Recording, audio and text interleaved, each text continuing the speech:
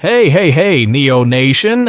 Buckle up and power on because we've got a high voltage update coming straight from China, and it's one you'll definitely want to plug into. Shares of NIO are taking a hit this Friday morning, and the spark behind the dip? A major move by China to tighten its grip on electric vehicle exports. Beginning next year, exporters of pure electric vehicles like the ones NIO makes will need to obtain official licenses to ship their EVs overseas. That's right, China is turning up the regulatory voltage starting January 1st, 2026.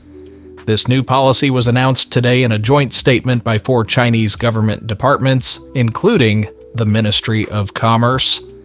They've made it clear, any company looking to export pure electric passenger vehicles will need to comply with licensing rules outlined in a 2012 policy document.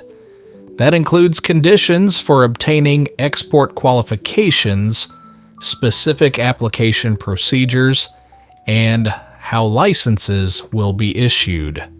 Oh, and customs, they'll be stepping up inspections too, relying on the current commodity catalog to verify vehicles heading out of the country. Now, while this new move sounds bureaucratic, the implications could be much bigger. Although the document didn't offer deep details, it's pretty clear that this could slow down or even reduce private battery electric vehicle exports, especially those moving through unauthorized or gray market channels. Why the sudden clampdown? Well, as China's new energy vehicle industry has exploded in recent years, some EV makers have been selling vehicles overseas through unofficial routes, and surprise, those exports often led to complaints thanks to issues like limited access to software updates and a serious lack of after-sales support. Let's throw some numbers into the mix. In August alone, China exported a jaw-dropping 220,000 pure electric vehicles. That's a 48% increase year over year and made up 31% of all vehicle exports that month. And from January through August, a whopping 1.44 million pure electric vehicles left China's borders, a 27% jump compared to the same period last year.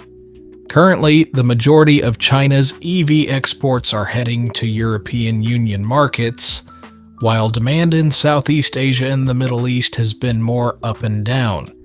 According to a recent report from the China Passenger Car Association, new energy vehicles made up 41% of China's total vehicle exports in the first half of the year, a 7 percentage point increase from last year.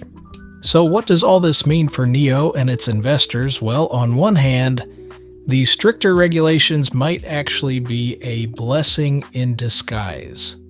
By tightening export rules and cracking down on unauthorized channels, China is aiming to standardize the quality and service of EVs leaving the country. And guess who that benefits the most? Reputable, high-quality manufacturers like NIO. Unlike some of the fly-by-night exporters or low-end brands that have drawn criticism overseas for poor service and limited software support, NIO has built a rock-solid reputation for premium electric vehicles and customer care.